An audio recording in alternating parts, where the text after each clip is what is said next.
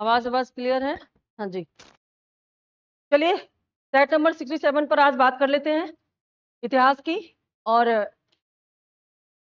इसके पहले जो सेट आ चुके हैं उनको अगर पढ़ोगे तो आगे के सेट की व्याख्या, जैसे कि हमने बताया था 67 में, उसी को आधार बना करके हमारे इस पर लिखा ही रहता है विस्तृत व्याख्या के साथ। थंबनेल पर लिखा रहता है विस्तृत व्याख्या के साथ। केवल उत्तर नहीं जानना है बल्कि व्याख्या जानना है। और इतिहास एक ऐसा विषय है जो यहाँ तो आप देख रहे हैं ऑप्शनल के लिए, अदरवाइज कहीं भी आप कोई भी जीएस का एग्जाम दो, चाहे आप टीजीटी पीजीटी दो, अगर इतिहास से दे रहे हैं तो, या कोई भी कॉमन मतलब आप जीएस का दो, सब में इतिहास आता है। और इतिहास एक ऐसा विषय है जिसमें क्वेश्चन गलत होने का मतलब है कि आपके वो क्वेश्चन चले जा रहे हैं जो आपको एक बड़ा आपका फाउंडेशन तैयार करते हैं। मतलब इतिहास का एक भी प्रश्न आपका गलत नहीं होना चाहिए, याद रखो। इतिहास का एक भी प्रश्न गलत नहीं होना चाहिए अगर आप जीएस का एग्जाम दे रहे हैं तो, क्योंकि इसमें रिपीटेड क्वेश्चन होते हैं वही। पर आप देखते हैं कि रिपीटेड क्वेश्चन भी आप नहीं कर पाते हो ना, कारण वही जो कल हमने बताया था, आप केवल आंसर देखते हो। तो फोकस किस पर होना चाहिए? व्याख्या पर। तो चलो पहला प्रश्न है यहाँ से। कल आपने देखा था, कल मतलब 66 की जो हमारी प्रैक्टिस सेट था उसमें हमने देखा था कि हमारा खिलाफत आंदोलन से शुरू हुआ था और असहयोग तक हम बढ़ चुके थे। पर असहयोग आंदोलन तो काफी बड़ा है ना, तो असहयोग आंदोलन से ही आज का स्टार्ट होगा, जहां से छोड़ा था ना, सीक्वेंस में चल रहा है। इसीलिए ना हमने इसमें सेट का नंबर दिया है, टॉपिक का नंबर नहीं दिया है। कई बार क्या होता है एक ही सेट में ना दो टॉपिक हो जाते हैं, तो टॉपिक में कंफ्यूजन हो जाता है। सेट नंबर से आप रिवीजन इसको कर लेना, पीछे के सारे जो लोग चैनल से नए जुड़ रहे हैं वे पीछे जाकर के सारे सेट को रिवीजन कर लें। पूरे इतिहास का यहाँ पर अगर पहले से पढ़ रखा है तो हम ये गारंटी नहीं देखते कि इसमें हम पूरा इतिहास आपको पढ़ा देंगे, लेकिन एक तरह से व्याख्या और रिवीजन अच्छी से हो जाएगी। ठीक है, पहला प्रश्न स्क्रीन पर है। किस क्षेत्र में राहुल सांकृत्यायन वर्ष 1920 के असहयोग आंदोलन में सक्रिय थे? राहुल सांकृत्यायन को हिंदी लिटरेचर के बच्चे जानते होंगे, इनका नाम सुना होगा। कौन थे ये? प्रिया बताएगी।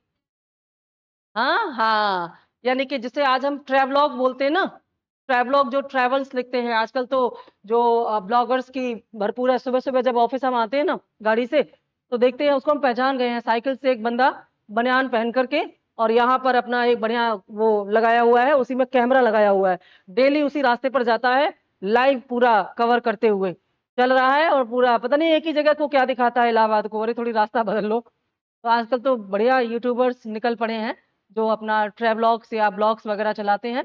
लेकिन ये राहुल साक्यातन ऐसे यात्रा विवरण लिखते थे, जैसे इनको ना यात्रा करने का बड़ा शौक था, ये बैठते नहीं थे टिक करके। वैसे तो ये हिंदी साहित्य के लेखक थे, साहित्यकार थे, बढ़िया बढ़िया इनकी रचनाएं हैं।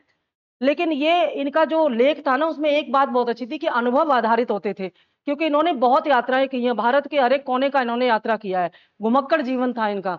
तो घुमक्कड़ जीवन होने के कारण इनके जो अनुभव थे वो स्वयं के अनुभव किए हुए थे, किसी और के अनुभव को इन्होंने कॉपी नहीं किया है। स्वयं जो देखा समाज को, संस्कृति को, उसको लिखा है, इसलिए बहुत बेहतरीन इनका लेखन माना जाता था। अब ये प्रश्न इनके साहित्य से नहीं है, प्रश्न है असहयोग आंदोलन से, कि असहयोग आंदोलन में ये किस क्षेत्र से सक्रिय थे। ठीक है, तो जहां से, क्योंकि असहयोग आंदोलन गांधी जी शुरू कर चुके थे। डेट क्या थी शुरू करने की, जल्दी से बता दो। असहयोग आंदोलन आरंभ करने की तिथि क्या थी?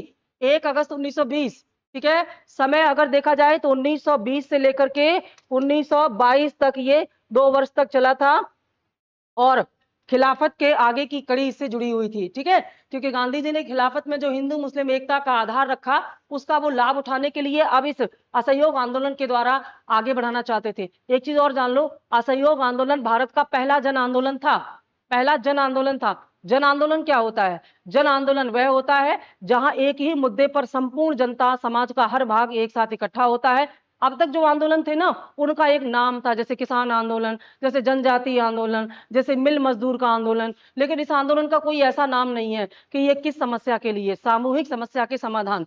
और सामूहिक समस्या क्या है? ब्रिटिश, है ना। तो ब्रिटेन के विरोध में, ब्रिटेन की साम्राज्यवादी नीतियों के विरोध में गांधी जी ने जन समूह को इकट्ठा किया, तो इसीलिए इसे जन आंदोलन कहा गया, भारत का पहला जन आंदोलन। एक बार प्रश्न यहाँ से आया हुआ है। और यहाँ पर गांधी जी ने लक्ष्य क्या रखा था? 1 वर्ष में स्वराज। अच्छा, यहाँ पर एक चीज हम और कंपेयर कर दें। 1 वर्ष में स्वराज का लक्ष्य गांधी ने रखा 1920 के आंदोलन में, और इसमें जनता से वादा किया कि आप 1 साल वर्ष हमारा साथ दो तो हम आपको स्वराज दिलाएं। लेकिन जो सविनय अवज्ञा आंदोलन था ना, उसमें ब्रिटिश सरकार को एक समय का समय दिया था, 1 वर्ष का समय दिया था। तो आगे जब सविनय अवज्ञा आएगा ना, वहां पर ये पॉइंट आएगा, तो हम इस पुराने और नए पॉइंट को कंपेयर करके आपको बताएंगे, तुलना करके, जिससे कि कंफ्यूजन ना हो कि असहयोग आंदोलन में भी 1 वर्ष था, सविनय अवज्ञा में भी 1 वर्ष है, तो वो उसका मतलब और आगे समझ में आएगा। ठीक है, तो फिलहाल गांधी जी यहाँ से जनता का जो हिंदू मुस्लिम एकता है उसका लाभ उठा करके शुरू करते हैं इसको।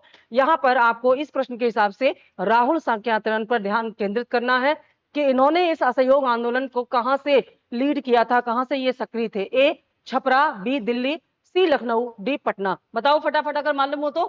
हिंदी वाले स्टूडेंट बता देंगे, ये तो थोड़ा जानती होंगी, है ना, थोड़ा इनके बारे में अगर पता होगा तो बता ही देंगी कहां पर थे ये। हाँ, पूछ रहे हो कि बता रहे हो? प्रैक्टिस चल रही है तो पूछना नहीं है, बताना है। आ जाओ आ जाओ आ जाओ, पूछना नहीं है, बताना है। Any idea? नो, लखनऊ नहीं है, छपरा, बिहार। ठीक है, बिहार के छपरा में। और छपरा कहाँ? सारण जिला। छपरा कहाँ पड़ता है? बिहार के सारण जिले में पड़ता है। सारण डिस्ट्रिक्ट में ये राहुल साकेतायन ने अपना ये जो असहयोग आंदोलन है इसमें ये जुड़े और सक्रिय रूप से इसमें भाग लिया था। ठीक है, ये अब इन्होंने जब इसमें भाग लिया तो इनको गिरफ्तार कर लिया, ब्रिटिश सरकार ने इनको अरेस्ट कर लिया और उसके बाद इन्हें बक्सर जेल में डाल दिया गया। बक्सर बिहार में इनको जेल में डाल दिया गया और इनको 6 महीने की सजा भी हुई। 6 महीने की सजा हुई। और लेकिन इनका जन्म ना बिहार में नहीं हुआ था, इनका जन्म हुआ था उत्तर प्रदेश के आजमगढ़ जिले में। जन्म इनका उत्तर प्रदेश के आजमगढ़ में हुआ था। आप भी आजमगढ़ से हैं क्या? मुस्कुरा गए, देखो। तो आजमगढ़ जिले में ये पैदा हुए, लेकिन इन्होंने जो असहयोग आंदोलन है उसमें ये भागीदारी बने। कहां से? बिहार के सारण जिले में स्थित छपरा नामक स्थान से इन्होंने भागीदारी की। ये इनका डिटेल्स है। और इनका असली नाम क्या था? केदारनाथ पांडे। ठीक है, इनका राहुल साकेतायन का असली नाम था केदार की केदारनाथ। हाँ, केदारनाथ के पट कल खुल गए हैं। ठीक है, कल केदारनाथ के पट जो हैं खुल गए हैं। तो केदारनाथ पांडे इनका मूल नाम था। जान गए इनके बारे में? अब आगे से कोई ऐसा प्रश्न आएगा तो आप जाने, नहीं तो आप ये सोचे कि जहां से भाग लिया था वहीं पैदा हुए थे, ऐसा नहीं है। ठीक है, चलो विस्तार से बढ़िया प्रश्न को समझो और उसका कनेक्शन जोड़ने का प्रयास करो, जल्दबाजी नहीं करो जैसे। और ऐसा तभी होगा जब आपका मतलब आंसर रटने पर ध्यान नहीं होगा, फोकस होगा कॉन्सेप्ट पर। देखो अगला प्रश्न, दक्षिण भारत के 4 भाषाई क्षेत्रों में, भाषाई क्षेत्र क्या होते हैं? ऐसे राज्य जिनकी स्थापना भाषा या पहचान भाषा के आधार पर होती है, उन्हें भाषाई क्षेत्र कहते हैं। ठीक है, तो दक्षिण भारत के 4 भाषाई क्षेत्रों में कौन सा असहयोग आंदोलन से अप्रभावित रहा? असहयोग आंदोलन से अप्रभावित रहा, ये आपको बताना है कौन सा था। ए केरल, बी तमिलनाडु, सी आंध्र प्रदेश, डी कर्नाटक। है किसी को आइडिया? देखो केरल में तो मोपला हुआ था, सीधा संबंध था मोपला का, कल बताए थे हम इसको 1921 में। इसके अलावा अब इन 3 में से आंसर है, अब 3 में से क्या लगता है आपको? कर्नाटक। कर्नाटक में इसका प्रत्यक्ष प्रभाव नहीं पड़ा था, बाकी तमिलनाडु और आंध्र प्रदेश और केरल, यहां असहयोग आंदोलन का प्रभाव था। थोड़ा विस्तार जान लो इसके बारे में। दक्षिण भारतीय ये जो 4 राज्य है, केरल के बारे में तो कोई डाउट नहीं है, केरल में तो प्रभाव था ही। इसके अलावा जो ये तीनों क्षेत्र थे, यहाँ ये जो दोनों क्षेत्र थे तमिलनाडु और आंध्र प्रदेश, यहाँ भी सीमित रूप से ही सही लेकिन प्रभाव था। लेकिन कर्नाटक में इसका अप्रभावित का मतलब कोई प्रभाव नहीं पड़ा, पूर्णतः अप्रभावित रहा था कर्नाटक। ठीक है, बाकी तीनों पर प्रभाव था। लेकिन अगर इनमें से पूछा जाता सबसे ज्यादा, मान लो ऐसा प्रश्न आता इन्हीं 4 ऑप्शन के साथ कि दक्षिण भारत का कौन सा राज्य असहयोग आंदोलन से प्रत्यक्ष रूप से और बड़ी मात्रा में प्रभावित हुआ, तो उत्तर हो जाता केरल। समझ गए? वही प्रश्न ऑप्शन के साथ प्रश्न बदल जाते हैं। ठीक है, और ये इंफॉर्मेशन है भाई। देखो टीजीटी का अपडेट भी बदल गई है थोड़ा सा, अभी हमारा ऐप का कंसर्न चल रहा है, आज या कल तक ये सॉल्व हो जाएगा। 2 दिन के लिए 3 दिन के लिए क्लास रुक गई थी, तो उन बच्चों से मेरी रिक्वेस्ट है जिन्होंने ऑलरेडी इस कोर्स को ले रखा है, थोड़ा सा पेशेंस रखें, कोऑपरेट करें, क्योंकि टेक्निकल फॉल्ट भी हुई है, थोड़ा कंसर्न चल रहा है। तो जैसे ये सॉल्व होता है बहुत जल्दी, और इस जो आपका नुकसान हुआ है 2-4 दिन का, इसको हम कवर करेंगे एक्स्ट्रा क्लास लेके। है ना, हम अपने संडे की कुर्बानी दे देंगे आपके लिए, 2-3 संडे हम कुर्बान कर देंगे, तो हम आपका जो नुकसान है उसकी भरपाई करेंगे, है ना। व्यूअर्स हमारे नाराज हो जाते हैं भाई, कई बच्चे हैं जो सीधे एकदम नाराजगी में हमसे बात ही नहीं करते हैं, पहले तो शिकायत करते हैं, कंप्लेन करते हैं, मैसेज पे नाराज आते हैं, बात ही नहीं करते हैं। तो भाई ऐसा मत करिए, नाराज मत होइए, हम समझ रहे हैं। देखो भगवान ने कितना साथ दिया, जैसे अभी आज ही कंसर्न हुआ है और अगले दिन ना टीजीटी का एग्जाम आगे बढ़ा दिया, ये हमने नहीं किया, ये सब ऊपर वाले ने अपने आप किया। नहीं तो अगर टीजीटी का एग्जाम अपने राइट टाइम हो जाता और अगर ऐसे 2-3 दिन के गैप हो जाते, तब तो भारी भरकम गालियां हमको पड़ती। तो कम से कम हमारा साथ ऊपर वाले ने दिया, तो आप लोग भी दें। और जो नए लोग हैं जो अभी तक इस कोर्स से नहीं जुड़े हैं, वो जुड़ जाएं इसमें, ठीक है। और ये बहुत महत्वपूर्ण कोर्स है उन बच्चों के लिए जो टीजीटी का एग्जाम, पीजीटी का एग्जाम अभी दे रहे हैं और आगे देंगे नेट जेआरएफ के, क्योंकि ये रिवीजन है, संपूर्ण इतिहास का रिवीजन। मात्र 65 प्लस हो सकते हैं इसमें, हम और लेक्चर नए ऐड कर सकते हैं, माइनस नहीं हो सकते, है ना।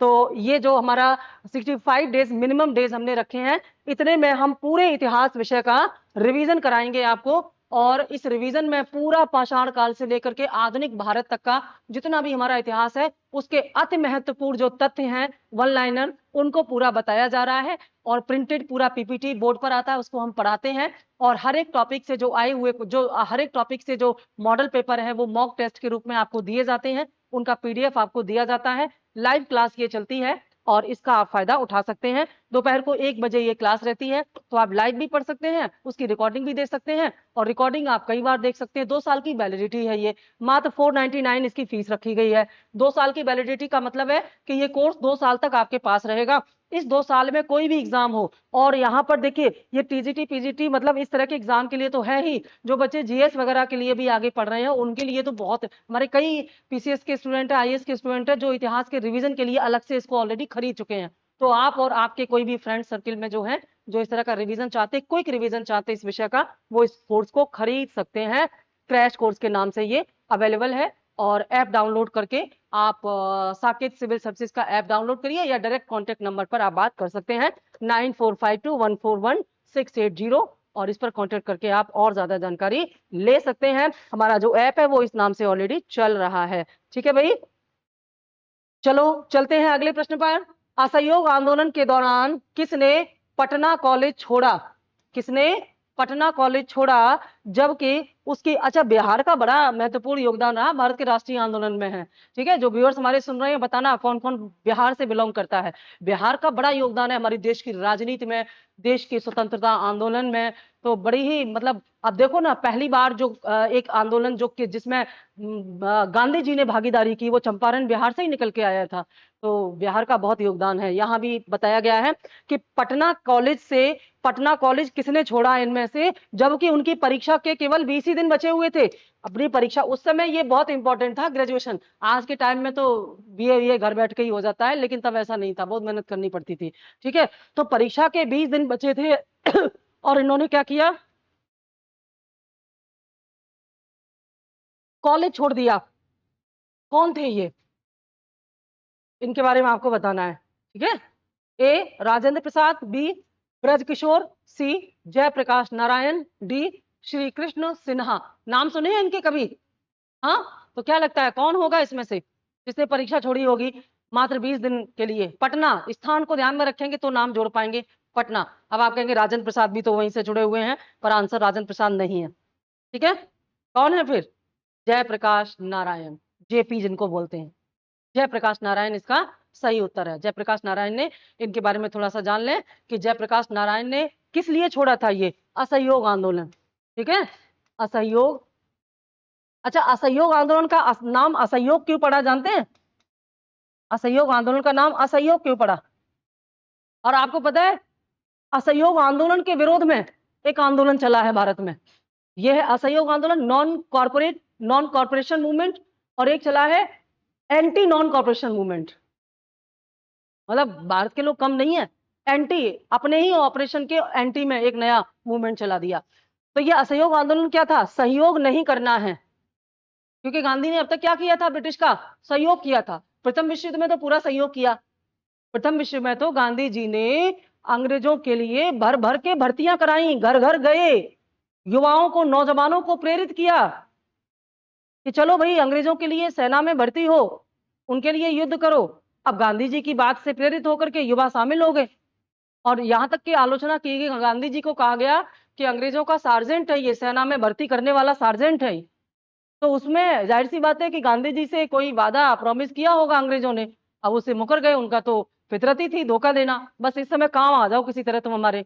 अब गांधी जी को जब देखा ये तो वादा खिलाफी हो गई, तो उसके बाद ही उन्होंने खिलाफत का साथ दिया और उसके बाद ही अब कहा अब कोई सहयोग नहीं करेंगे, गलती हो गई।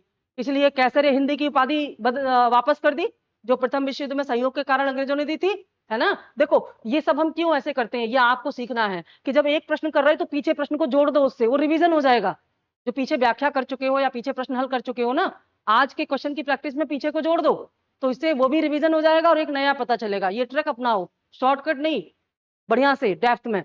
तो जयप्रकाश नारायण ने असहयोग आंदोलन में भागीदारी करने के लिए, असहयोग आंदोलन में साथ देने के लिए इन्होंने क्या किया, इन्होंने मात्र 20 दिन बचे थे इनकी परीक्षा के लिए और इन्होंने ये छोड़ दिया। इसके बाद इन्होंने कांग्रेस द्वारा संचालित बिहार विद्यापीठ में एडमिशन लेकर के अपनी पढ़ाई पूरी की। बिहार विद्यापीठ में एडमिशन इन्होंने लिया, पटना कॉलेज को इन्होंने छोड़ दिया। ठीक है, चलो जयप्रकाश नारायण का नाम जेपी आंदोलन अलग से चला है। जेपी मूवमेंट, जेपी आंदोलन भारत का बड़ा ऐतिहासिक आंदोलन था। ये एक आजादी के बाद का जो समय था उसमें इनका बहुत योगदान था। ठीक है, चलो अगला प्रश्न देखते हैं। असहयोग आंदोलन के दौरान बिहार में किसानों का नेतृत्व किसने किया था? असहयोग आंदोलन के दौरान बिहार के किसानों का नेतृत्व किसने किया था? बिहार के किसानों का। ठीक है, हाँ, पहले चारों ऑप्शन का नाम देख लें। ए स्वामी विद्यानंद, बी राजकुमार शुक्ल, सी श्री कृष्ण सिंह और डी जेबी सेन। अब इनमें से आपको कोई एक नाम बताना है जिन्होंने बिहार में किसानों का नेतृत्व किया असहयोग आंदोलन के दौरान। ये ध्यान रखना, या चंपारण और दूसरे आंदोलन मत शामिल कर लेना, असहयोग आंदोलन के अंतर्गत, क्योंकि अगर इसको भूल गए ना तो फिर खाली इतना ही पढ़ोगे तो आंसर दूसरा हो जाएगा। असहयोग आंदोलन के अंतर्गत बिहार के किसानों का नेतृत्व किसने किया था? इन चार में से आइडिया तो बताओ, आप कौन सा आंसर बता रहे थे? कौन सा, ए और बी है? विद्यानंद, राजकुमार शुक्ल। लेकिन इनका रोल ना चंपारण में बहुत ज्यादा था, चंपारण के नील आंदोलन में इनका था। और यही वो व्यक्ति थे जो गांधी जी को जाकर के बुला के लाए थे कि आप चलिए और उसका नेतृत्व करिए। चंपा, इन्हीं के कहने पर गांधी जी जो है चंपारण आंदोलन का नेतृत्व किए थे। ठीक है, लेकिन असहयोग आंदोलन में का जो किसानों को असहयोग आंदोलन से जोड़ने में स्वामी विद्यानंद का महत्वपूर्ण योगदान था। हाँ, हैं दोनों किसान आंदोलन से ही, लेकिन ये चंपारण से और ये असहयोग आंदोलन से। सही कहा था आपने, आपका दिमाग दो पर जा रहा था। अब देखो अगर आपने पढ़ा है ना तो दो पर आके ये दो तो है ही नहीं, फिर ऐसे हम क्या करते हैं 50-50 केबीसी देखते हैं ना, 50-50 लाइफ लाइन होती है। तो कम से कम आपको दो में सोचना है। अब इन दो में सोचिए, दो हटा दीजिए, फिर इन पर आपको डाउट है तो इनमें विचार कीजिए, तर्क लगाइए, जहां भी एक तर्क आपका सेट हो गया बस तुरंत आपका आंसर सामने है। ठीक है, तो इसमें विद्याधर जो स्वामी विद्यानंद है इन्होंने यहाँ पर साथ दिया था। और विशेषकर दरभंगा के इलाकों में, दरभंगा जो है बिहार का, यहाँ के किसानों को इन्होंने मोटिवेट किया कि आप चलिए और असहयोग आंदोलन में शामिल हो जाइए। क्योंकि अगर समाज का सभी वर्ग आंदोलन में शामिल होता है तभी वो जन आंदोलन बनता है, और जन आंदोलन का दबाव अलग ही होता है। किसी एक वर्ग का आंदोलन हो ना तो सरकार ये कहती है ये इनकी विशेष समस्या है, इसका अलग से समाधान, कोई कमेटी बना दी, समाधान हो गया। जब सामूहिक रूप से विद्रोह होते हैं या आंदोलन किए जाते तो सरकार दबाव में आ जाती है। ये काम किया था इन्होंने, स्वामी विद्यानंद ने, किसानों का सहयोग लेकर के। क्लियर हो गया, चलो आगे। क्वेश्चन नंबर 5, निम्न में से कौन सी महात्मा गांधी की असहयोग आंदोलन आरंभ करने से पूर्व समझौते की शर्त के रूप में सरकार से की गई मांग नहीं थी? प्रश्न को फिर से देखें, इनमें से कौन सी महात्मा गांधी की असहयोग आंदोलन आरंभ करने से पहले समझौते की शर्त के रूप में सरकार से की गई मांग नहीं थी? यानी कि जब गांधी जी ने असहयोग आंदोलन शुरू किया और उसमें ब्रिटिश सरकार से कुछ डिमांड रखी, तो इनमें से कौन सी एक बात है जो इनकी इस डिमांड में शामिल नहीं थी? सबसे ज्यादा ध्यान देना होता है प्रश्न को पढ़ने में, इसमें जल्दबाजी की तो सब गलत हो जाएगा। बढ़िया से तो आपने समझ लिया कि पूछ क्या रहा है, पूछ ये रहा है कि असहयोग आंदोलन की शर्तें कौन सी थी। यही तो इसका कंक्लूजन हुआ ना कि गांधी जी असहयोग आंदोलन के द्वारा क्या चाहते थे अंग्रेजों से, और कौन सी इनमें से एक नहीं है। 3 ऐसी बातें होंगी जो गांधी जी के मांग थी, एक ऐसी होगी जो गांधी जी की मांग नहीं थी, उसी को आंसर के रूप में बताना है। पहला, सरकार रॉलेट एक्ट वापस ले। दूसरा, बी, सरकार जलियांवाला बाग हत्याकांड के लिए खेद व्यक्त करे, खेद मतलब दुख, पछतावा। तीसरा, सी, ब्रिटिश सरकार तुर्की के साथ उदारता पूर्वक व्यवहार करे। और डी, सरकार वर्ष 1919 के एक्ट के सुधारों की अपेक्षा बेहतर सुधार की योजना प्रस्तुत करे।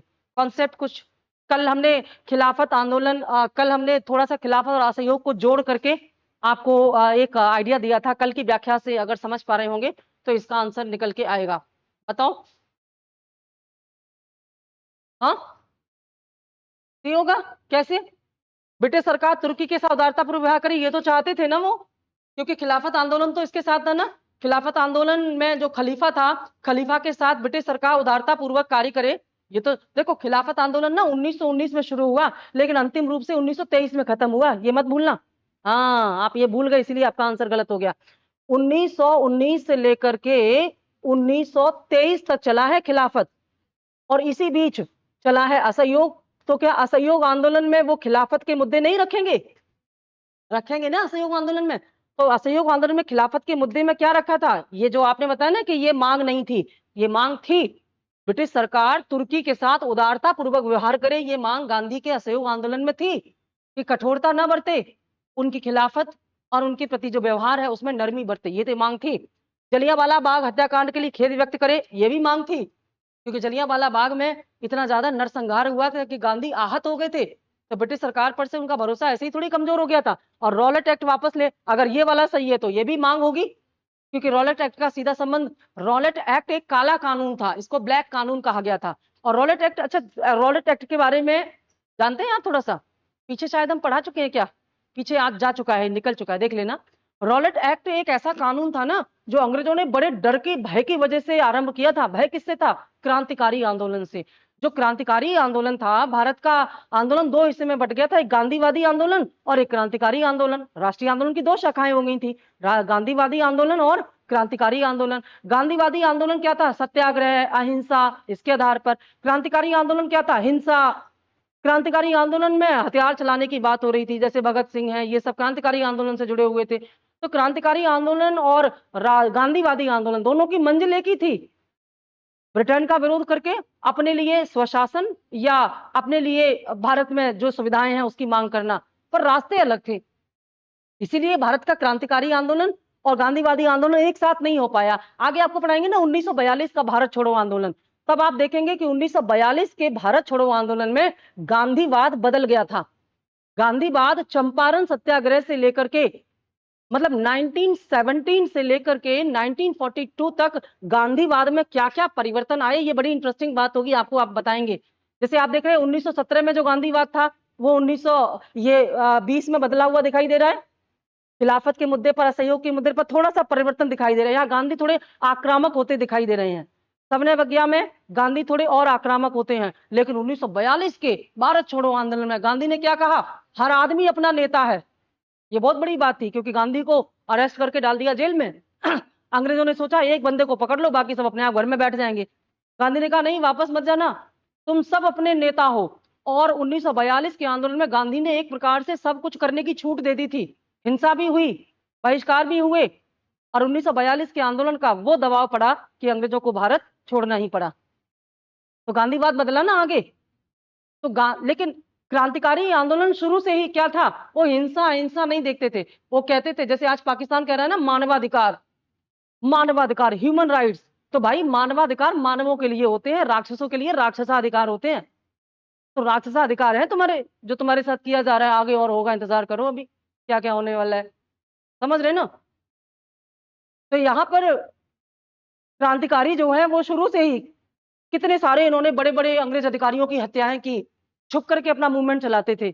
अंग्रेज इस बात से बड़े डरे हुए थे कि ये कैसे दबाएं, मतलब मुट्ठी भर क्रांतिकारियों ने नाक में दम कर रखा था अंग्रेजों के। तो उसको दबाने के लिए इन्होंने क्या किया? रॉलेट एक्ट लेकर के आए अंग्रेज। और इस रॉलेट एक्ट का काम क्या था? संदेह के आधार पर किसी को भी पकड़ लो। जैसे अगर अंग्रेजों को संदेह है ना कि ये अंग्रेजों के विरुद्ध कुछ कॉन्स्पिरेंसी कर रहा है, षड्यंत्र रच रहा है, या यहाँ पर इसकी कुछ अवैध गतिविधियां हैं, बिना किसी दलील के, बिना किसी अपील के उसको पकड़ो और सजा दो। जिसको पकड़ा गया है ना, वो ना तो दलील कर सकता है, ना अपील कर सकता है, ना वकील कर सकता है, बिना दलील, बिना अपील और बिना वकील, इसीलिए इसको कहा गया काला कानून। और ऐसे में क्रांतिकारी आंदोलन दबने लगा। तो इसके विरोध में फिर भारत में आंदोलन हुए कि ये काला कानून हटाओ।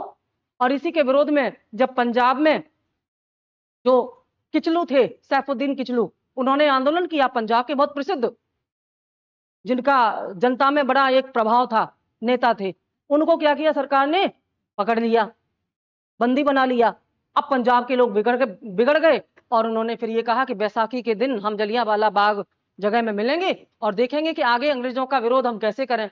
और यहीं पर निहत्थे जलियांवाला बाग में बैठे हुए जो लोग 1000-1500 लोग थे, उन पर जनरल ओ डायर ने गोलीबारी चलाने का आदेश दिया, जिसमें हजारों लोग मारे गए।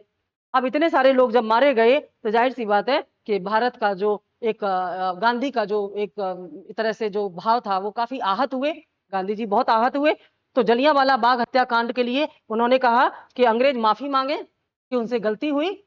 असहयोग आंदोलन के मांग में इन्होंने कहा एक्ट वापस लें, इस हत्याकांड के लिए माफी मांगे और ब्रिटिश सरकार तुर्की के साथ उदारतापूर्वक व्यवहार करे। अब बताओ, तीनों एक दूसरे से सम्मिलित हो रहे हैं कि नहीं?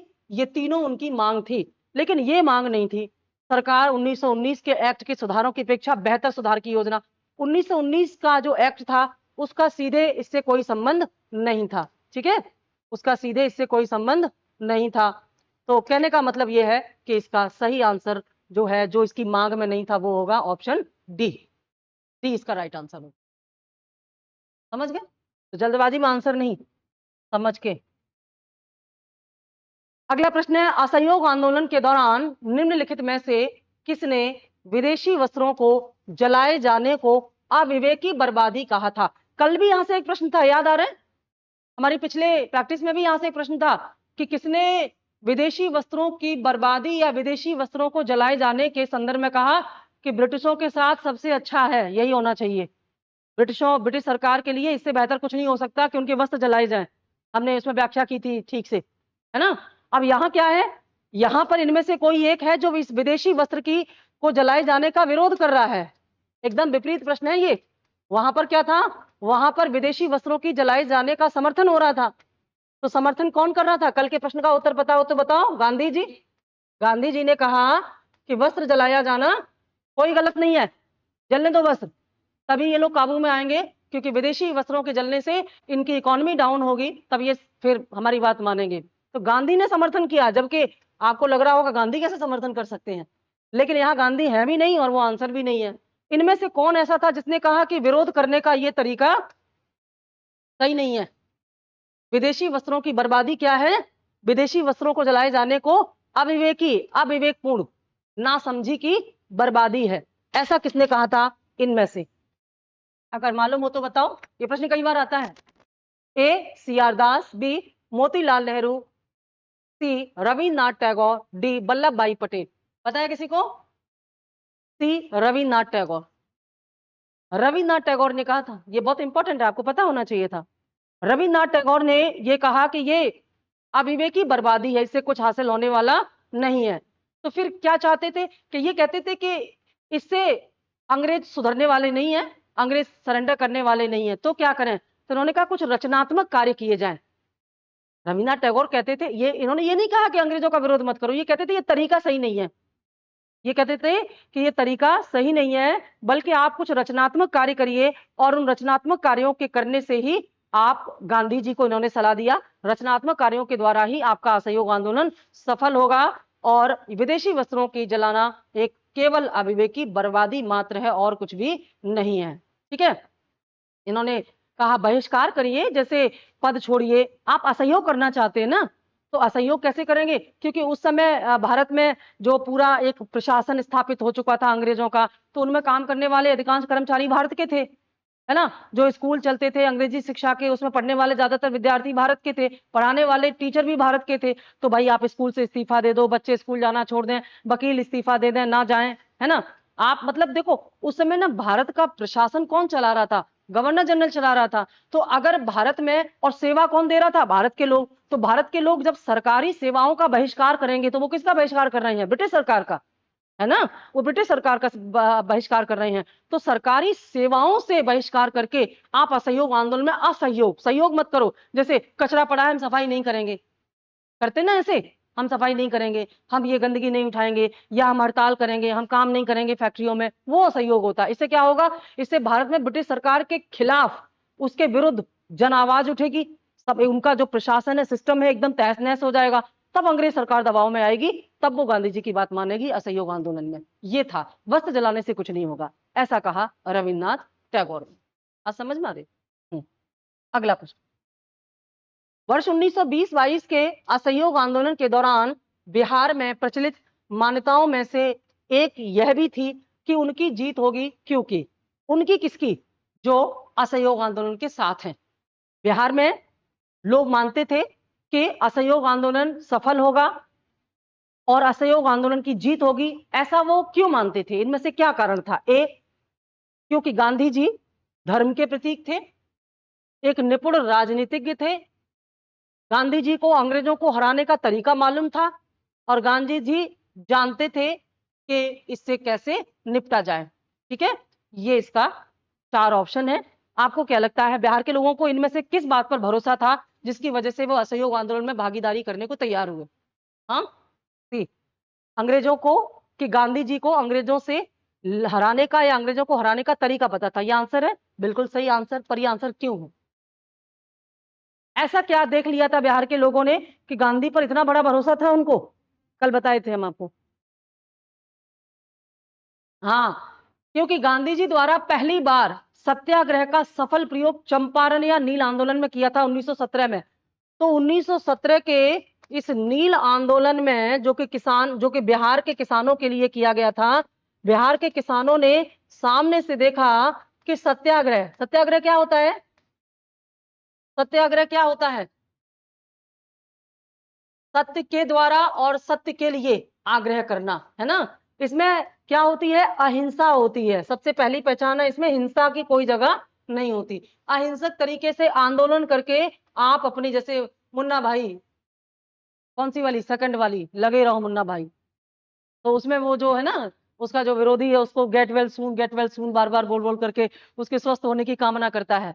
तो सत्याग्रह के नाम पर उसके बंगले के सामने वो कितना परेशान हो गया उसको देख देख करके ही। भाई, अगर आपका कोई बैरी हो, आप उसके साथ बुरा करें और वो बार बार आपको शुभ कामनाएं दे, बार बार आपको सामने आए और आपके जम के बैठ जाए अपनी बात मनवाने के लिए, तो आप कहोगे पिंड छोड़ो भाई, जाओ। आप वही करने को राजी हो जाओगे जो वो चाहता है। ये सत्याग्रह है, बलपूर्वक नहीं। ठीक है, तो ये सत्याग्रह सफल हुआ था बिहार में। इसलिए बिहार के किसानों ने ये जान लिया था कि जो काम बंदूक की गोली से नहीं होता, क्योंकि इससे पहले जितने भी आंदोलन हुए सब में हिंसा हुई थी। गांधी जी से पहले जितने भी आंदोलन हुए भारत में, जनजाति हुए चाहे किसान आंदोलन, सब में हिंसा हुई, और इसमें एक बंदा नहीं मारा गया, मतलब एक कोई नहीं मारा गया, और बात भी मनवा ली गई।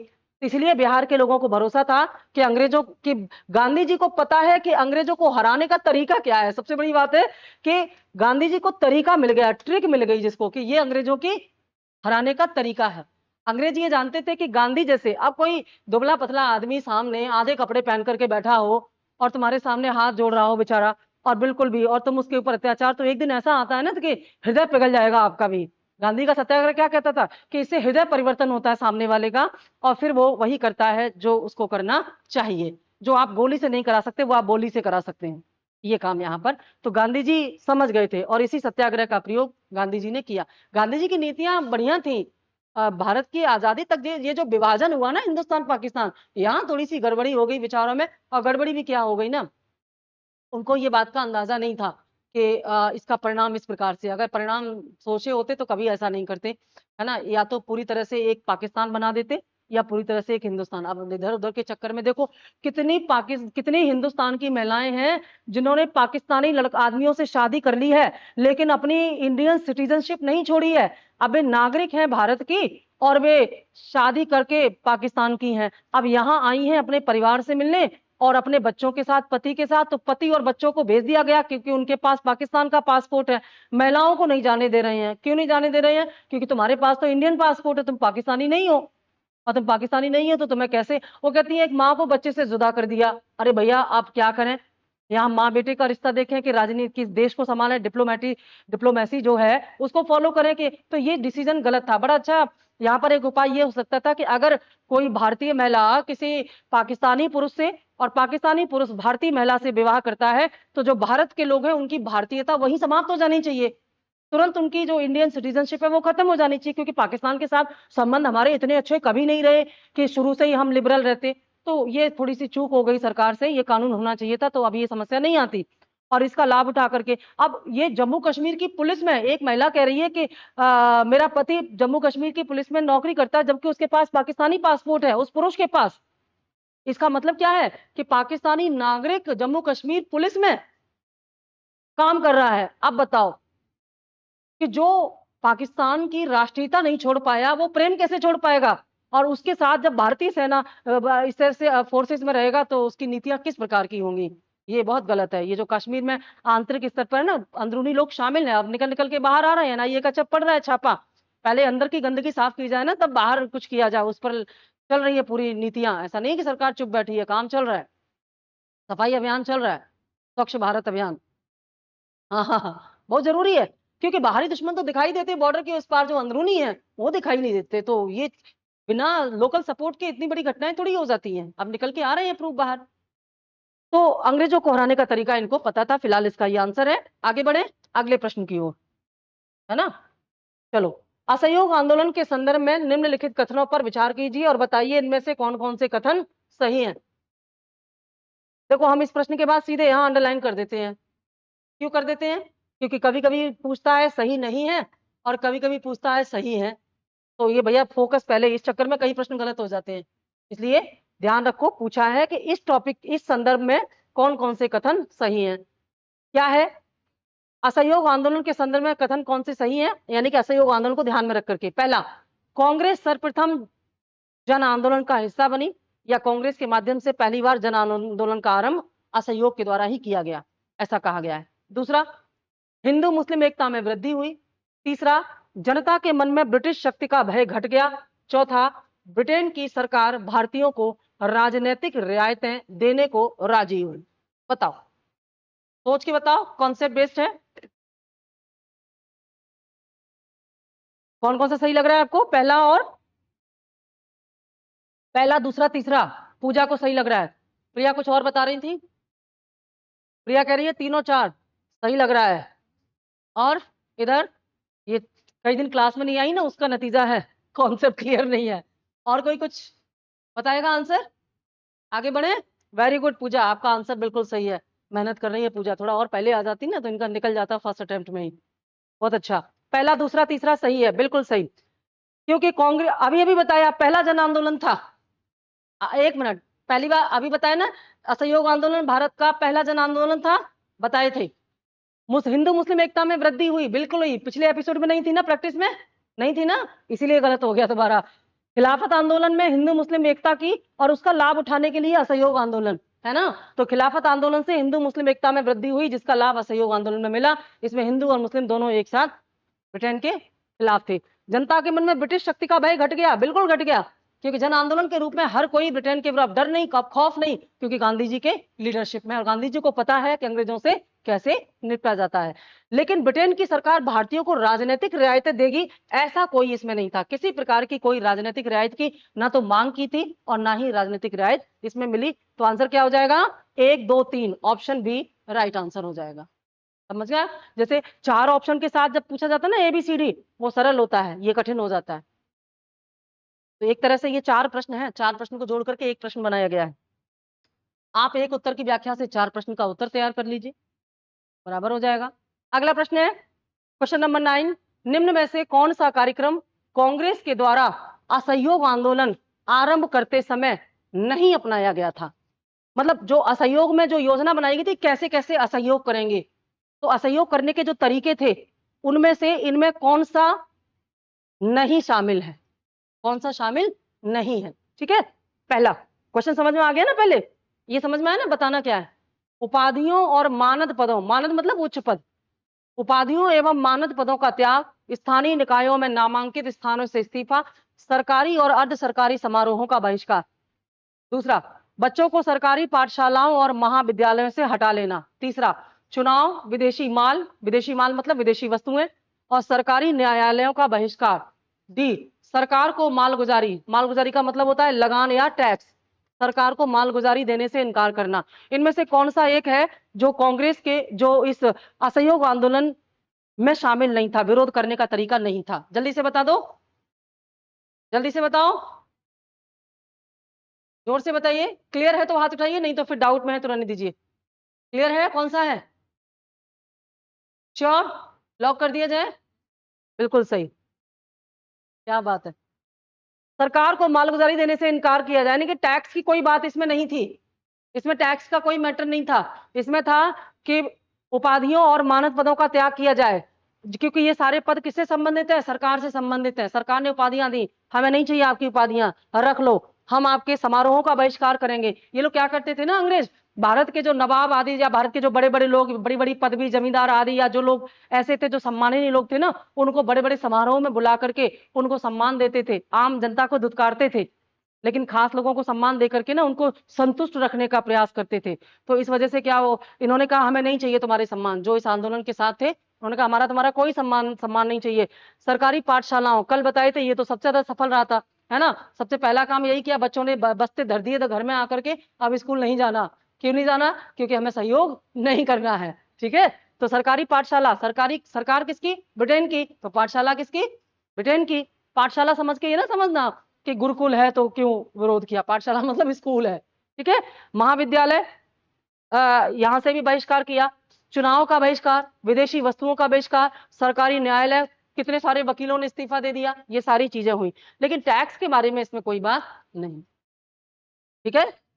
चलो आगे, क्वेश्चन नंबर 10, असहयोग आंदोलन के विषय में निम्नलिखित कथनों पर विचार कीजिए और बताइए कौन कौन से कथन सही हैं। इनमें कौन कौन से कथन सही हैं ये बताइए।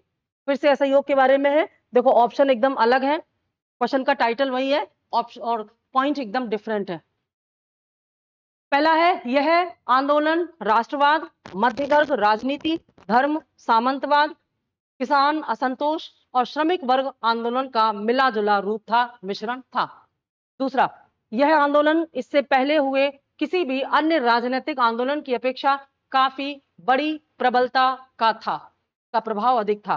तीसरा, यह आंदोलन हिंदू मुस्लिम एकता को प्रोत्साहित करने में सहायक हुआ। बताओ, सब एक जैसे लग रहे हैं क्या? तीसरा आपको लग रहा है सही है, और बाकियों के बारे में भी बताओ, केवल एक से काम नहीं चलेगा। किसमें डाउट है बताओ, फिर हम आगे आपकी हेल्प करें। किसमें डाउट है आपको? आपको किसमें डाउट है कि ये आंसर में नहीं होगा? आपको बताना है कौन कौन से सही है, सही वाले बताना है, एक एक करके बताओ। यह आंदोलन राष्ट्रवाद, यहां से चलते हैं, यह आंदोलन हिंदू मुस्लिम एकता को प्रोत्साहित करने में सहायक हुआ, ये तो सही है, पीछे भी बताया था। यह आंदोलन अन्य आंदोलन से अधिक प्रभावी था, ये भी सही है। डाउट इसमें है ना। अब इसमें देखो, अगर जहां डाउट है उस पर टाइम देना पड़ता है। यह आंदोलन राष्ट्रवाद, मध्य वर्ग राजनीति, धर्म, सामंतवाद, किसान असंतोष, श्रमिक वर्ग आंदोलन का मिश्रण था। बिल्कुल गलत, बिल्कुल गलत। कहां सामंतवाद के लिए कुछ बात की थी? कहां धर्म से संबंधित कोई बात की थी कि इस विशेष धर्म के लिए रियायत चाहिए? नहीं था ना, इसलिए केवल दूसरा और तीसरा सही है। आंसर हो जाएगा ऑप्शन बी, ठीक है। चलो, इससे देखो कितना आइडिया आता है कि जब क्वेश्चन हम प्रैक्टिस करें तो कैसे फोकस करें। क्वेश्चन प्रैक्टिस से क्वेश्चन हल करने की ट्रिक मिलती है एग्जामिनेशन हॉल में आपको, ठीक है। बशर्ते आप उस तरीके से करो, जैसे अभी यहाँ मैंने बताया ना, यहाँ कर रहे हो तो एक अलग ट्रिक है, जब घर में करते हो तो दूसरा ही तरीका अपनाते हो, वो काम नहीं आएगा। 11वां प्रश्न है कथन कारण का, कथन 1, कथन 2। कथन 1 है, असहयोग के दौरान संयुक्त प्रांत किसका नाम है? वर्तमान यूपी, ठीक है ना, वर्तमान उत्तर प्रदेश, ब्रिटिश काल में संयुक्त प्रांत के नाम से जाना जाता था। संयुक्त प्रांत कांग्रेस का एक प्रबल आधार बना, मतलब ये कहना चाह रहा है कि असहयोग आंदोलन में संयुक्त प्रांत की भूमिका काफी महत्वपूर्ण थी, ऐसा लिखा है इसमें। दूसरा है, बंगाल में असहयोग का साहित्यिक दृश्यांश, असहयोग का साहित्यिक दृश्यांश मतलब ये इंग्लिश से हिंदी कन्वर्जन किया जाता है ना, दृश्यांश या प्रकटन का मतलब है उसका स्वरूप स्वदेशी आंदोलन की तुलना में कम था, ऐसा इसमें लिखा है। इसमें यह कह रहा है कि बंगाल में जिस प्रकार का प्रभाव स्वदेशी आंदोलन का था, उस प्रकार का प्रभाव असहयोग आंदोलन का नहीं था, लेकिन असहयोग आंदोलन संयुक्त प्रांत में बहुत अच्छे से प्रभावी हुआ। हमने आपके लिए ये सरल शब्द यहां पर रख दिए हैं। अब आपको बताना क्या है ना, यहां व्याख्या का ऑप्शन नहीं है कहीं भी। कथन 1 और 2 दोनों सही हैं, कथन 1 और 2 दोनों गलत हैं, कथन 1 सही है किंतु दूसरा गलत है, कथन 1 गलत है किंतु कथन 2 सही है। अब आपको बताना है कथन के सही और गलत से प्रश्न का आंसर निकलेगा, बस इतनी मेहनत करनी है। आसानी तो है, व्याख्या करने को आता तो और मुश्किल हो जाता। अब खाली इतना बताना है कि कौन सा कथन सही है, कौन सा कथन गलत है। जल्दी बताओ, पहला वाला कथन बताओ सही है, बिल्कुल सही है। संयुक्त प्रांत में इसका काफी ज्यादा प्रभाव रहा असहयोग का। दूसरा, बंगाल में जिस प्रकार से स्वदेशी आंदोलन था उस प्रकार से ये नहीं था, ये भी बिल्कुल सही है, क्योंकि बंगाल विभाजन जब हुआ ना 1905 में, उसके बाद जो स्वदेशी आंदोलन उसका तो केंद्र ही था, स्वदेशी आंदोलन का केंद्र क्या था, बंगाल। तो बंगाल से ही शुरू हुआ था स्वदेशी आंदोलन। लेकिन ये जो असहयोग आंदोलन था, असहयोग आंदोलन का प्रभाव बंगाल में हुआ तो, लेकिन उस प्रकार से नहीं हुआ जैसा कि संयुक्त प्रांत में हुआ था या जैसा कि बंगाल में स्वदेशी आंदोलन का हुआ था। हाँ, ये शब्द आपको परेशान कर रहे हैं ना, ये बताने मैंने प्रश्न पहले इंग्लिश में बनता है फिर उसको हिंदी कन्वर्ट कंप्यूटर करता है। साहित्यिक दृश्यांश का मतलब हमने शॉर्ट में आपको बताया था प्रभावशीलता, उसका प्रभाव, छाप। ठीक है, तो आंसर क्या हो गया, पहला कथन, सॉरी आंसर हो गया, हाँ यही तो हो गया, पहले ही हो गया ना, दोनों सही तो हैं। हाँ, तो ये पहला हो गया, दोनों सही हैं, 1 और 2 दोनों सही है। ठीक है, चलो आगे। क्वेश्चन नंबर 12, फिर से कथन और कथन 1 कथन 2 ऑप्शन सेम वही है, लेकिन कथन बदल गए हैं। कथन 1 कह रहा है असहयोग की शुरुआत पंजाब में जनवरी 1921 में लाला लाजपत राय से प्रेरित छात्र आंदोलन के साथ हुई। ठीक है, कथन 2 कह रहा है शक्तिशाली अकाली उत्थान ने सिखों के प्रभुत्व वाले केंद्रीय पंजाब के देहात क्षेत्र को झकझोर कर रख दिया। टफ लग रहा है प्रश्न, पंजाब का मूवमेंट नहीं पढ़ा है अभी, इसलिए क्या लग रहा है, थोड़ा सा ट्रिक, थोड़ा सा आइडिया दो अगर समझ में आ रहा हो, कौन सा कथन सही है कौन सा गलत है, बस इतना आपको बताना है। हाँ बताओ, ये सही लग रहा है। लाला लाजपत राय ने कहा शुरू किया, गांधी ने शुरू किया था ना इसको तो, है ना, और छात्र आंदोलन से शुरुआत नहीं हुई थी, सीधे इसको शुरू किया गया था असहयोग आंदोलन के रूप में। ठीक है ना, ये तो गलत है, इसके बारे में बताओ, क्योंकि दोनों गलत है का भी ऑप्शन है यहाँ पर, यहाँ ऑप्शन दोनों गलत का भी है।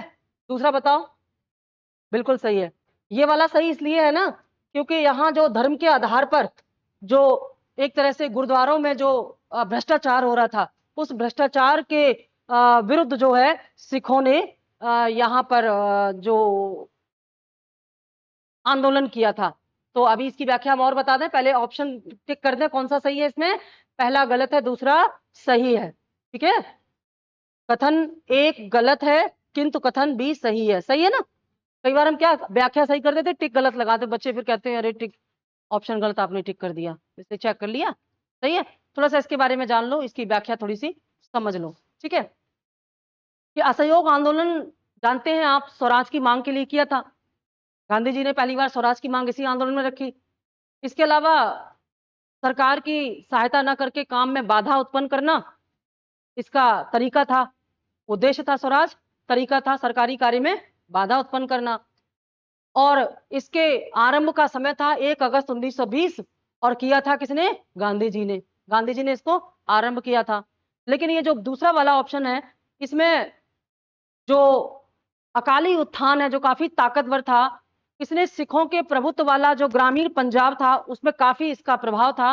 और पंजाब के गुरुद्वारों पर जो महंतों का भ्रष्टाचार था, पंजाब के गुरुद्वारों में जो महंत होते थे उनके भ्रष्टाचारों को समाप्त करने के लिए अकाली आंदोलन चलाया था, अकाली आंदोलन चलाया था, जो कि गुरुद्वारों के महंतों के भ्रष्टाचार के विरोध में था, क्योंकि गुरुद्वारे की जो संपत्ति थी उस पर ये अपना अधिकार जताते थे और एक तरह से उनको अपने कब्जे में कर रखा था भ्रष्ट महंतों ने। ठीक है, और ये आंदोलन हालांकि अहिंसक था, और ये अकाली आंदोलन 1920 से 25 के बीच चला है। अकाली आंदोलन, अकाली आंदोलन 1920 से 25 के बीच चला, उसी समय जब असहयोग चल रहा था, और ये जो है गुरुद्वारे में भ्रष्टाचार के विरुद्ध चलाया गया था। ठीक है, चलते हैं अगले प्रश्न की ओर। क्वेश्चन नंबर 13, महात्मा गांधी के राजनीतिक जीवन की निम्न घटनाओं को क्रम से लगाइए। बहुत महत्वपूर्ण है ये, यहां पर चूक मत करना। हालांकि बहुत आसान पॉइंट है, आप बता सकते हो। इन प्रश्नों का उत्तर देने के लिए घटनाओं का क्रमबद्ध अध्ययन करना जरूरी होता है। कौन सी घटना पहले हुई, फिर उसके बाद कौन सी हुई, इसका एक क्रम है। चलो आराम से सोचो, फिर बताओ कौन सा सही होगा। इन सब के बारे में हम आपको बता चुके हैं, इन सब के बारे में। ये जो चंपारण, खेड़ा, अहमदाबाद, ये सब हम पहले बता चुके हैं आपको। पीछे अगर जाएंगे ना तो उसमें रिवीजन में जो पीछे के सेट पड़े उनमें मिल जाएंगे। जल्दी बताओ। अच्छा इतना बताओ, इनमें सबसे पहले कौन सा हुआ? चंपारण। तो सबसे पहले देखो जिसमें एक आ गई। अब देखो कितना सरल ऑप्शन बना दिया ये। हाँ, ये प्रश्न बहुत सरल हो गया। कई बार ऐसा होता है ना कि पहला, दूसरा, तीसरा तक सही होता है, इसका गड़बड़ कर देते हैं, ये भी जान लो। अब यहाँ आपकी हेल्प हो गई, आंसर आपको ये पता चल गया। पर हर बार ऐसा हो जरूरी नहीं है, लेकिन आपको पता होना चाहिए। घटनाओं को जोड़िए आपस में। सबसे पहले चंपारण हुआ, कब हुआ? 1917 में। क्या था ये चंपारण? बिहार में किसानों का नील विद्रोह, नील किसानों का विद्रोह। ठीक है, इसके बाद क्या हुआ है? अहमदाबाद मिल हड़ताल। ये कब हुआ है? 1918 में। ये कब हुआ है? 1918 में। ठीक है, अब देखो ये और ये दोनों ही 1918 में हुए हैं, ये दोनों ही 1918 में हुए हैं, लेकिन पहले ये हुआ है, उसके बाद ये हुआ है। ठीक है, ये भारत के मजदूरों ने, ये अहमदाबाद के मिल मजदूरों ने किया था, जिसमें जो प्लेग बोनस था ना, ये नील आंदोलन था। अब विस्तार नहीं जानोगे तो आगे दूसरा प्रश्न आएगा, कैसे बता पाओगे? ठीक है, ये नील आंदोलन था, किसान आंदोलन, ये किसान आंदोलन था। ठीक है, जो नील के लिए किया था। ये क्या था?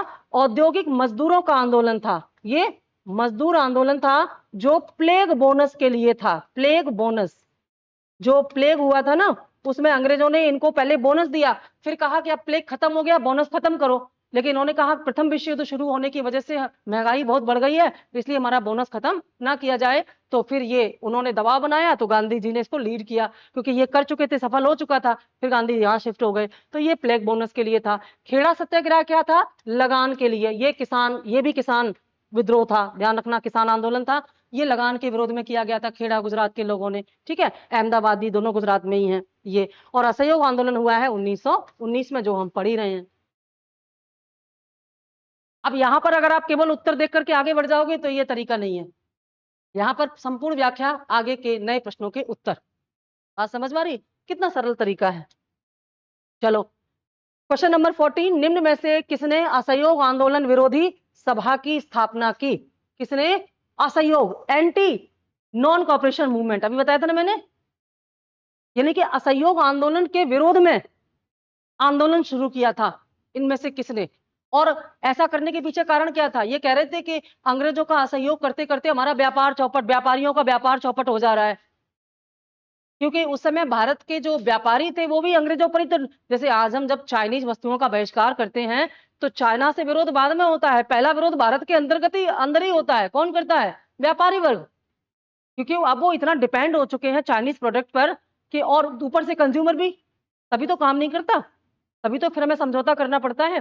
तो ऐसे ही कुछ हुआ था इस आंदोलन के दौरान कि विदेशी वस्तुओं का बहिष्कार करने के चक्कर में जो दुकानदार थे, व्यापारी थे, वो घाटे में जा रहे थे। तो उन्होंने कहा हम नहीं, हम इसको नहीं मानते, ये असहयोग नहीं, हम सहयोग करेंगे।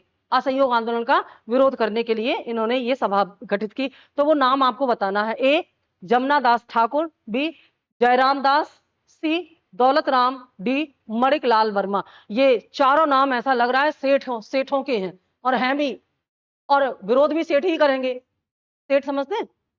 महाराष्ट्र में सेठ शब्द, सेठ से ही श्रेष्ठी, सेठ शब्द कहां से निकला जानते हैं? श्रेणी, श्रेणी जो हमारे प्राचीन भारत में श्रेणी कहा जाता था ना, किसको? श्रेणी किसको कहा जाता था? हाँ श्रेणी कहा जाता था जो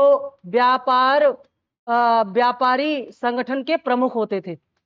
जो यानी कि एक जैसा व्यापार करने वाले लोगों का समूह होता था, तो उसका जो प्रमुख होता था वो संगठन को श्रेणी कहा जाता था, और प्रमुख को श्रेणिक कहा जाता था। श्रेणिक, है ना? तो इसी श्रेणी से जो है सेठ शब्द निकला, जो महाराष्ट्र में है। इसी से शेट्टी निकला, शेट्टी, और इसी से निकला चेट्टी। चेट्टी या चेट्यार, दक्षिण भारत में होते हैं ना चेट्टी या चेट्यार, तो शेट्टी और चेट्टी। दक्षिण भारत में जो उत्तर से जाते थे उन्हें शेट्टी कहा जाता था, और जो दक्षिण के ही होते थे उन्हें चेट्टी कहा जाता था। और महाराष्ट्र में इनको सेठ कहा जाता है, अभी भी सेठ कहा जाता है वहां पर। महाराष्ट्र में बॉस को सेठ कहते हैं, सेठ लोकल, उस पर कॉर्पोरेट सेक्टर में नहीं, कॉर्पोरेट सेक्टर में तो बॉस ही कहते हैं, वैसे अगर देसी अंदाज में सेठ कहते हैं। ठीक है, तो ये सब सेठ ही लग रहे हैं, और जाहिर सी बात है विरोध सेठ ही करेगा सहयोग, क्योंकि इनका तो फायदा सेठ का फायदा तो सहयोग करने में है ना अंग्रेजों को। तो आपको इनमें से कोई अगर समझ में आ रहा हो तो बताओ, नहीं तो हम चले आगे। फिर में सबसे बड़ा सेठ हमको लग रहा है जमुना दास ठाकुर, यही है।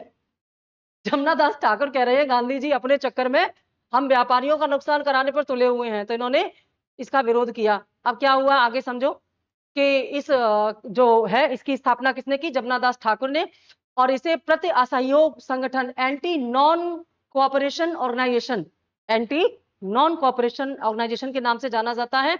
और ये 1920 में ही इन्होंने बना लिया था। ये कौन थे, उद्योगपति। 1920 में उद्योगपतियों ने मिलकर के, जिनका लीडर ये थे, ये एंटी नॉन कोऑपरेशन मूवमेंट चलाया या ऑर्गेनाइजेशन बनाया। और ये जो कहते हैं कि बहिष्कार और विदेशी वस्त्रों की होली जलाने से जो उद्योग हैं भारत के छोटे मोटे, उनको क्या हो रहा है, नुकसान हो रहा है, उन पर प्रतिकूल प्रभाव पड़ेगा, इसलिए इस सहयोग को असहयोग, हमारे असहयोग आंदोलन को असहयोग करने के लिए इन्होंने अपना ये सभा बनाई। बात समझ में आई? हाँ हाँ जी, छात्र नहीं, ये महाराष्ट्र से संबंधित है सर। अगला प्रश्न है 15, क्वेश्चन नंबर, वर्ष 1921-22 के आंदोलन, असहयोग आंदोलन का मुख्य प्रतिफल क्या था? प्रतिफल मतलब परिणाम क्या निकला इसका? ये जो असहयोग आंदोलन था इसका परिणाम क्या निकला? कितने दिन साल चला, 2 वर्ष चला ना। 5 फरवरी 1922 को वापस ले लिया गया। 1 अगस्त 1922 से लेकर के 1920 से लेकर के 5 फरवरी 1922 तक चला, क्योंकि 4 फरवरी 1922 को चौरी चौरा हो गया। एक दिन बाद ही उसको वापस ले लिया गांधी जी ने, है ना। उसका परिणाम, अब यहां परिणाम पूछा है आंदोलन का, एक परिणाम प्रश्न बनेगा आगे, असहयोग आंदोलन को वापस लेने का क्या परिणाम हुआ, वो परिणाम दूसरा होगा। यहां तो आंदोलन का प्रभाव पूछा है कि इन 2 सालों में कुछ प्राप्त हुआ जिस उद्देश्य के लिए ये बना था। पहला है हिंदू मुस्लिम एकता, अब 4 में से एक ही बताना है। दूसरा, सूबों को अधिक शक्तियां। तीसरा, केंद्रीय विधायिका सदन में चुने हुए सदस्यों की संख्या में वृद्धि। चौथा, भारतीय राष्ट्रीय कांग्रेस विभाजन। ऐसे प्रश्न बहुत सरल माने जाते हैं, आंसर सबको पता है, जल्दी से बता दो, जोर से बताओ। हाँ, हिंदू मुस्लिम एकता। हिंदू मुस्लिम एकता इसलिए क्योंकि खिलाफत का प्रभाव, बार बार खिलाफत को जोड़ेंगे तो समझ पाएंगे, है ना। खिलाफत की वजह से यहां पर ये लाभ मिला था इस आंदोलन का, ये कंक्लूजन यहां से निकलता है। अब आया चौरी चौरा, आ गया, देखो हमने व्याख्या में गलती से आपको तारीख बता दी, है ना। चौरी चौरा की घटना घटित हुई थी, देखो सब फरवरी है और वर्ष भी वही, केवल तारीखों का अंतर करके, अगर आपका फोकस नहीं है तो गलत हो जाते हैं। 1 फरवरी 1922, 2 फरवरी 1922, 4 फरवरी 1922, 5 फरवरी 1922, बताओ जल्दी से। 4 फरवरी 1922 हुआ क्या था इस चौरी चौरा में, और कहाँ है ये चौरी चौरा? एक ट्रेन भी चलती है वहीं के लिए, चौरी चौरा गोरखपुर, चौरी चौरा गोरखपुर से कानपुर चलती है ना। तो चौरी चौरा कांड क्या था, बड़ा फेमस कांड है जलियांवाला की तरह ही, बताओ क्या हुआ था इसमें?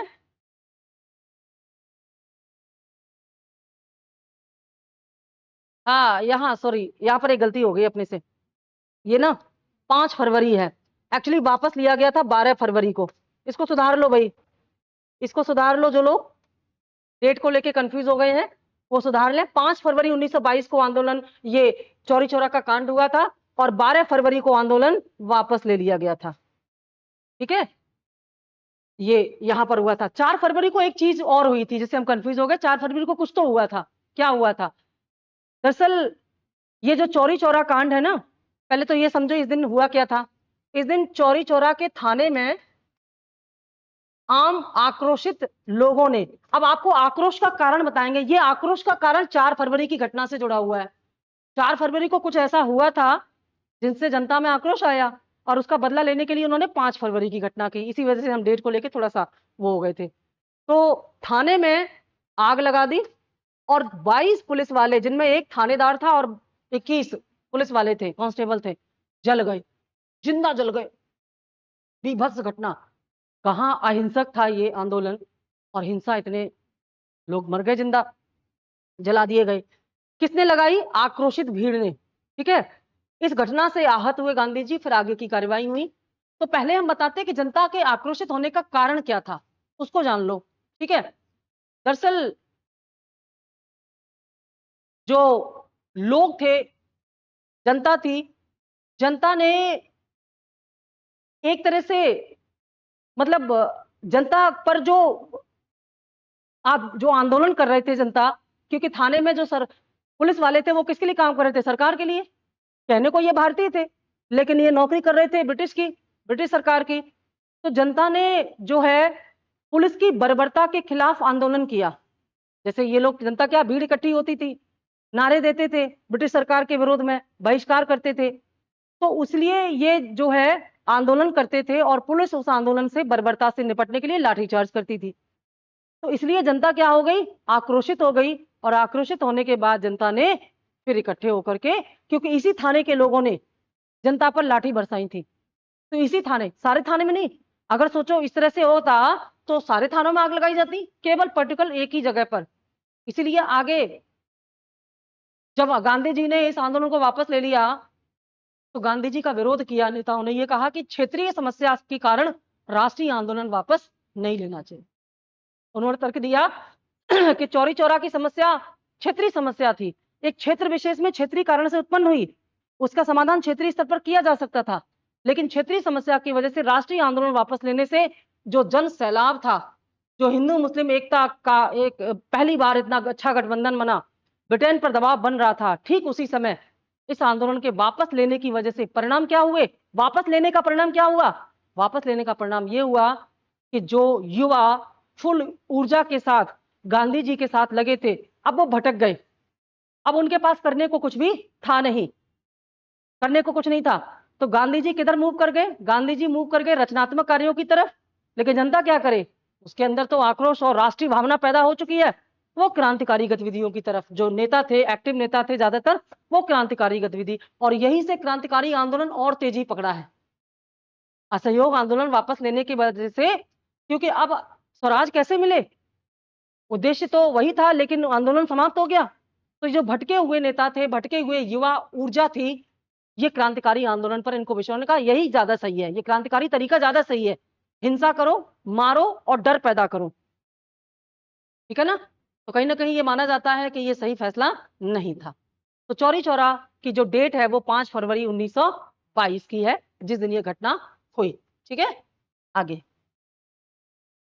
देखो भाई, टीजीटी पीजीटी और ये असिस्टेंट प्रोफेसर नेट जेआरएफ के लिए ये रेगुलर बैच है। जो पीछे बताए थे वो क्रैश कोर्सेज है। और क्रैश और रेगुलर बैच में अंतर आप जानते ही होंगे। क्रैश कोर्स रिवीजन के लिए किया जाता है, और रेगुलर बैच पूरा फाउंडेशन तैयार करने के लिए किया जाता है। ये ऑनलाइन ऑफलाइन दोनों मोड पर है। टाइम इसका 9 बजे से है। ठीक है, 9 से 10:30, 1.5 घंटे ये चलता है। और इसमें audio video lecture, e notes, class PDF, test, quiz आदि के द्वारा आपका पूरा फाउंडेशन तैयार किया जाता है। सुबह 7:30 से 9 बजे तक political science by GC Pande और हिस्ट्री बाय किरण मैम के माध्यम से ये आप तक पहुंचाया जा रहा है।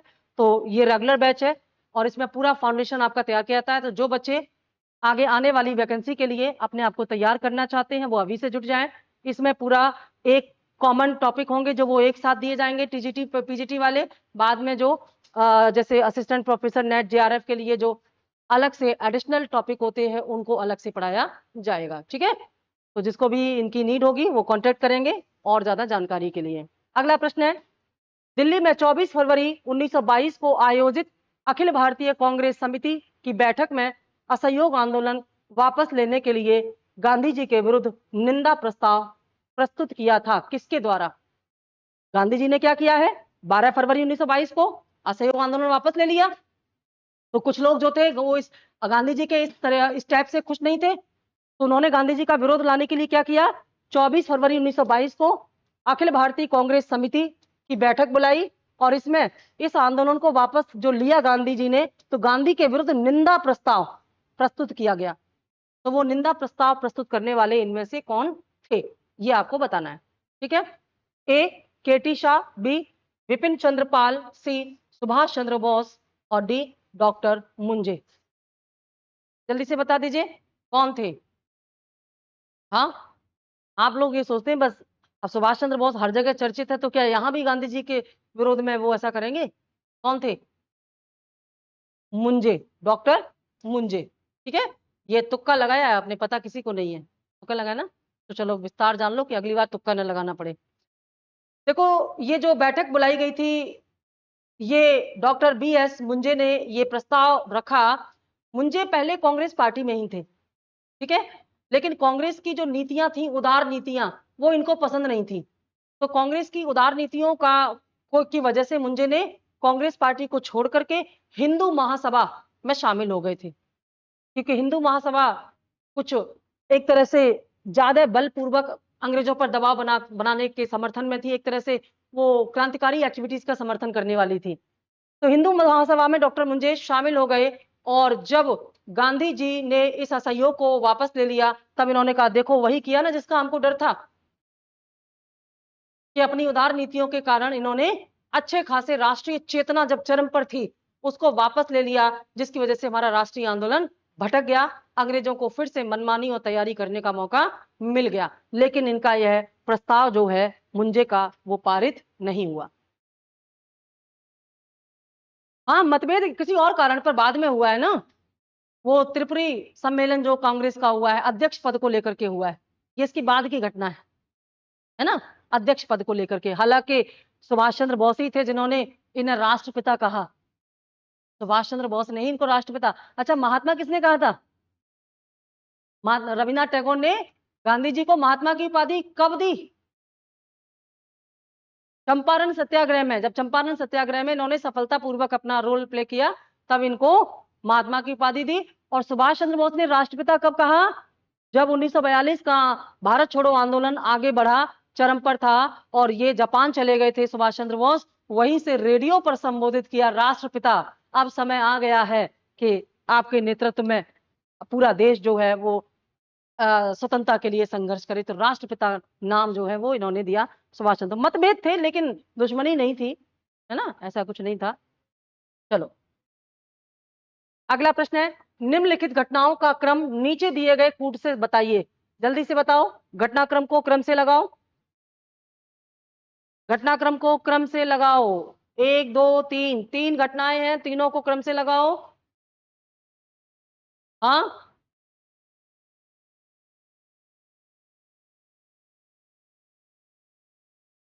श्योर? इन सब में पहले क्या हुआ ये बताओ। हाँ, सबसे पहले क्या हुआ? चौरी चौरा। फिर क्या हुआ? असहयोग आंदोलन का स्थगन। फिर क्या हुआ? बारदोली। तो आंसर क्या हो गया? एक दो तीन, ऑप्शन ए। ठीक है, तो 5 फरवरी 1922 को चौरी चौरा होता है, उसके बाद 12 फरवरी 1922 को असहयोग आंदोलन स्थगित हो जाता है। ठीक है, और ये जो बारदोली सत्याग्रह था, बारदोली सत्याग्रह के माध्यम से असहयोग आंदोलन जब फेल हो गया, तो उसके बाद बारदोली सत्याग्रह के माध्यम से रचनात्मक कार्यों को आगे, यानी कि ये जब स्थगित हो गया उसी के बाद तो बारदोली प्रस्ताव आया, और इस बारदोली प्रस्ताव के द्वारा ये कहा गया, इस प्रस्ताव में ये कहा गया कि अब आंदोलन तो रहा नहीं तो क्या किया जाए।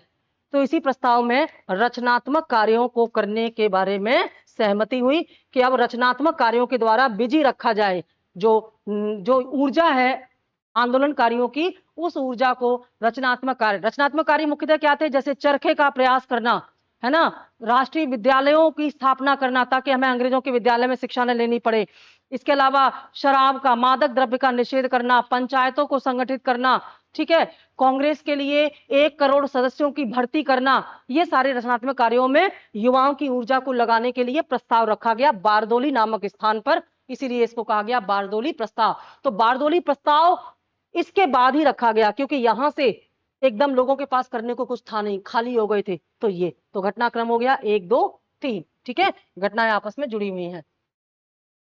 आज ये लास्ट प्रश्न है, आज 19 प्रश्न है, क्योंकि टॉपिक यहाँ कंप्लीट हो गया था, उसके बाद फिर अगला टॉपिक अब कल से कवर करेंगे। निम्न में से किस सत्याग्रह आंदोलन में गांधी जी ने प्रत्यक्ष रूप से भाग नहीं लिया था? प्रत्यक्ष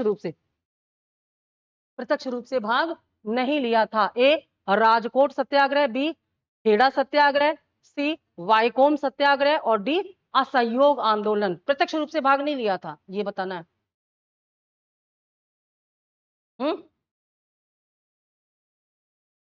एक ही बताओगे ना, सब बता दो। राजकोट सत्याग्रह। राजकोट सत्याग्रह जो है, इसमें गांधी जी ने अप्रत्यक्ष रूप से अनशन किया इसके लिए, लेकिन इसके लिए इसमें प्रत्यक्ष रूप से भाग नहीं लिया, बाकी सब में वो प्रत्यक्ष रूप से जुड़े हुए थे। ठीक है, वायकोम दक्षिण भारत में हुआ था और बाकी का आप जानते ही हैं, ये गुजरात में हुआ था। ठीक है भाई, तो ये था हमारा आज का क्वेश्चन प्रैक्टिस। और अगली क्वेश्चन प्रैक्टिस देखो, जो टॉपिक होंगे कंटिन्यू उसी को आगे बढ़ाया जाएगा।